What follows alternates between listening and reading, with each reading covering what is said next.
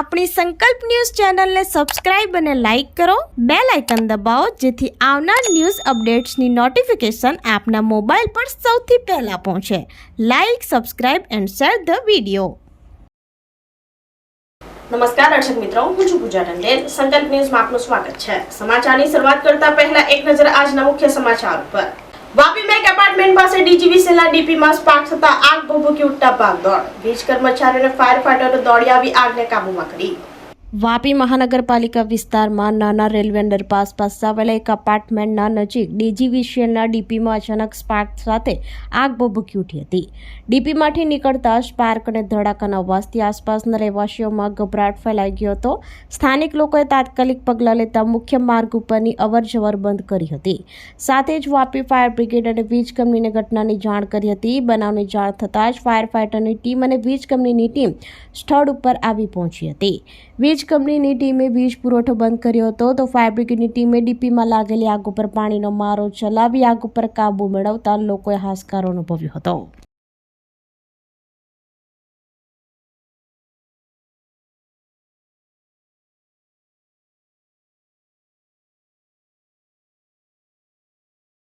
કપરાડાના સુખાલા ગામે વરસાદમાં રોડ ઉપર કાળો કીચડ થતા વાહનો કાદવમાં ફસાતા વાહન ચાલકો રાહદારીઓને હાલાકી. બાળકને હોસ્પિટલ લઈ જતી કાર કાદવમાં ફસાતા ટ્રેક્ટરની મદદે ભારે જમીનમાંથી બહાર કાઢતા લોકોમાં આક્રોશ. વલસાડ જિલ્લાના અંતરિયાળ વિસ્તારમાં હજી પાયાની સુવિધાથી લોકો વંચિત રહેતા મુશ્કેલીનો સામનો કરી રહ્યા છે. કપરાડા તાલુકાના સુખાલા ગામના નિશાણા ફળિયા ખાતે રસ્તો ન હોવાને કારણે ગ્રામજનો મુશ્કેલી વેઠી રહ્યા છે. ગતરોજ મોડી રાત્રે ભારે વરસાદના રસ્તા ઉપર કીચડ થઈ જતા હોસ્પિટલ ખાતે બાળકીને લઈ જઈ રહેલા પરિવારની કાર ફસાઈ જવા પામી હતી. કાર ફસાવાની જાણ ગ્રામજનો થતા ગ્રામ પંચાયતના સભ્ય અને તાલુકા પંચાયત સભ્યને થતા તાત્કાલિક સ્થળ ઉપર પહોંચીને કાર બહાર કાઢવાની કામગીરી હાથ ધરવામાં આવી હતી. 2 થી 3 કલાક સુધી કાર ફસાઈ રહેતા બાળકી અને તેના પરિવારને ભારે વરસાદમાં ઉભા રહેવાનો વારો આવ્યો હતો. ગ્રામજનો દ્વારા ટ્રેક્ટરની મદદથી 2 થી 3 કલાકની ભારે જહેમત બાદ કાર બહાર કાઢી બાળકીને સારવાર અર્થે હોસ્પિટલમાં ખસેડવામાં આવી હતી.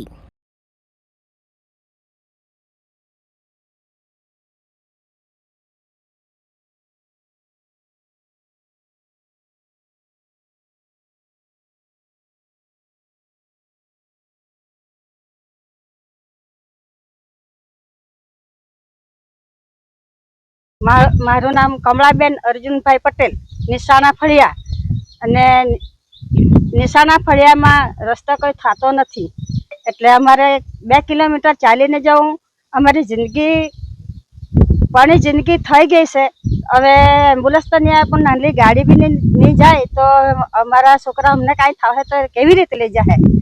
એટલે રસ્તા તો અમને જોઈએ એમ કોઈને કંઈ રજૂઆત તો કરવી જ પડે. રસ્તાની હાલત જ ખરાબ તો પછી શું કરીએ એવું? એટલે આટલો રસ્તો અમને જોઈએ. ગઈકાલે રાતે 10 વર્ષના બાળકને ખૂબ જ તાવ આવવાના લીધે એમના પરિવાર દ્વારા એમને હોસ્પિટલ લઈ જવામાં આવી રહ્યું હતું, પણ રસ્તો ખરાબ હોવાના કારણે ગાડી ફસાઈ ગઈ હતી અને કલાકો સુધી પ્રયત્ન કરવા છતાં પણ ગાડી નીકળી નહીં હતી અને બાળકને સમયસર હોસ્પિટલ નહીં લઈ જઈ શક્યા હતા. જ્યારે યુવાનોને ખબર પડી તેઓ આવ્યા અને ગાડી કાઢવાનો પ્રયત્ન કર્યો.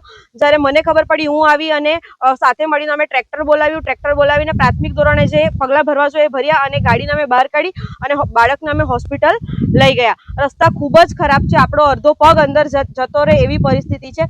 યુવાનો બિચારા કંપનીમાંથી રાતે આવે એ લોકોને ગાડી 2 કિલોમીટર દૂર મૂકીને આવી પડે છે અને રાતે આવા અંધારામાં ઘરે ચાલતા જાય. કંઈક આ જંગલ વિસ્તાર છે, એમને કોઈક જનાવર કરડી ગયું કે પછી અન્ય કોઈ ઘટના બની તો એના જિમ્મેદાર કોણ? આ 2 કિલોમીટર જેટલો અંદાજિત રસ્તો છે અને આની રજૂઆત અમે ગ્રામ પંચાયતમાં કરી છે. ગ્રામ પંચાયત થ્રુ અમે આરએનબીમાં રજૂઆત માટે પણ અમે લેખિતમાં આપ્યું છે, પણ હજુ સુધી અમને કોઈ એનો લેખિતમાં જવાબ પણ નથી મળ્યો. અને ગ્રામ પંચાયતમાં લખીને આપ્યું તો અમને એટલું જ કીધું કે અમે આગળ રજૂઆત કરી, પણ એનો કોઈ અમને હજુ સુધી જવાબ મળ્યો નથી. કપરાડા તાલુકાના સુખાલા ગામ ખાતે છેલ્લા ઘણા 6 વર્ષથી રસ્તો બન્યો નથી, જેને લઈ સુખાલા નિશાણા ફળિયા ખાતે રહેતા અંદાજે 40 જેટલા પરિવારોએ હાલાકી વેઠવાનો વારો આવ્યો છે. અંદાજે 2 કિલોમીટર લાંબો રસ્તો 6 વર્ષથી બન્યો ન હોવાને કારણે રસ્તો પગપાળા પણ જોવામાં મુશ્કેલી પડી રહી છે. જો વરસાદ વરસે તો આ રસ્તા પર બાઇક અને કાર પણ જઈ શકે તેવી પરિસ્થિતિ નથી. જો કોઈ વ્યક્તિ ફળિયામાં બીમાર પડે તો 2 કિલોમીટર સુધી મુખ્ય રસ્તાઓ સુધી પગપાળા લઈ જવું પડે છે. રસ્તાની હાલત એટલી ખરાબ છે કે 108 એમ્બ્યુલન્સ આવી શકે તેવી તેવી પરિસ્થિતિ પણ નથી. શાળાએ જતા બાળકોને પણ આવી પરિસ્થિતિમાંથી પસાર થવું પડે છે. છેલ્લા ઘણા સમયથી ગ્રામજનો દ્વારા વારંવાર રજૂઆત કરવા છતાંય રસ્તો ન બનતા સ્થાનિકો મુશ્કેલીમાં મુકાયા છે. ત્યારે વારંવાર રજૂઆત છતાંય ગ્રામજનોને હજુ રસ્તો મળ્યો નથી. ત્યારે જોવું એ રહ્યું કે ગ્રામજનોને ક્યારે પાકો રસ્તો મળશે.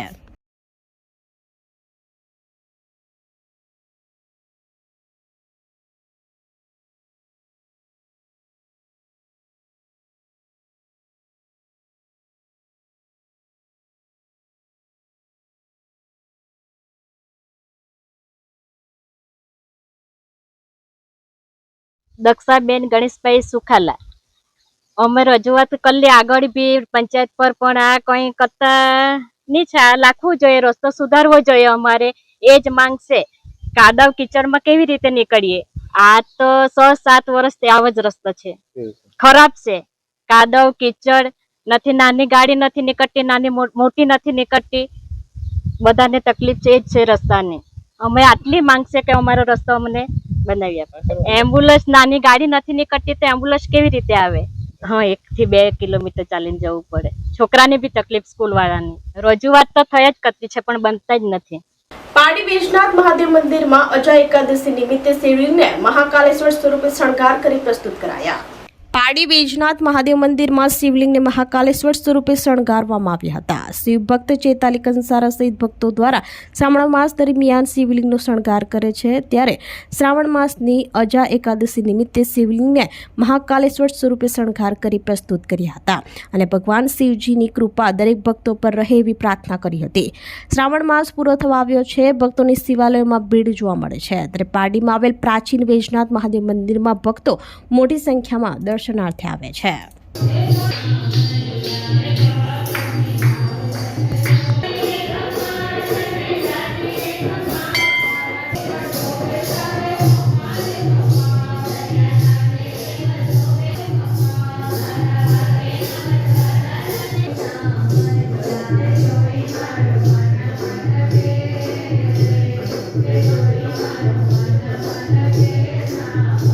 હર હર મહાદેવ. ઓમ નમઃ શિવાય. જય વૈજનાથ મહાદેવ.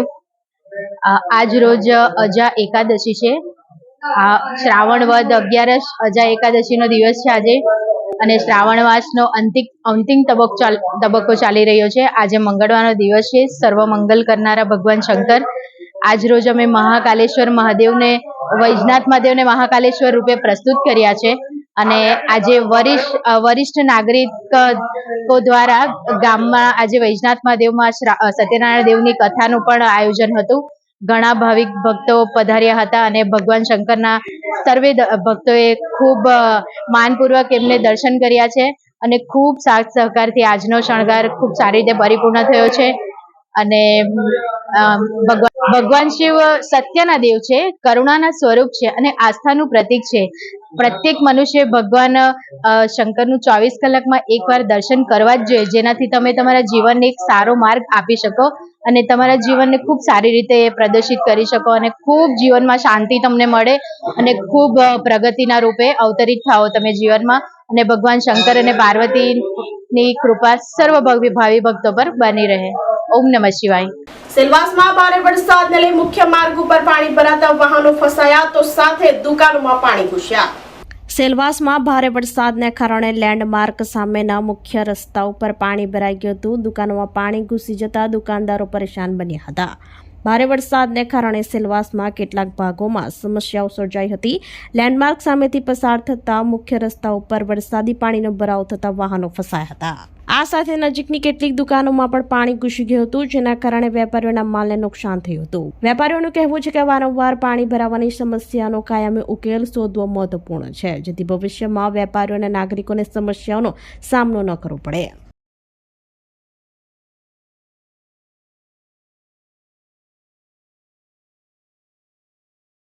પાડી વેજનાથ મહાદેવ મંદિરમાં વરિષ્ઠ નાગરિક મંડળ દ્વારા સત્યનારાયણની કથા કરી ભજન કીર્તન કરાયા.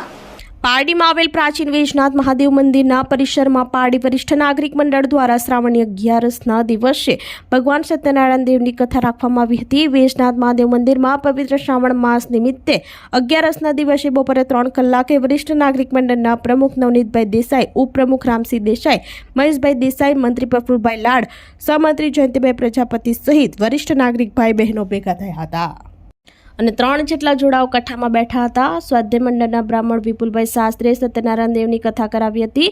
કથા બાદ સતત 2 કલાક સુધી વરિષ્ઠ નાગરિકોએ ભજન કીર્તન કરતા વાતાવરણ શિવમય બન્યું હતું.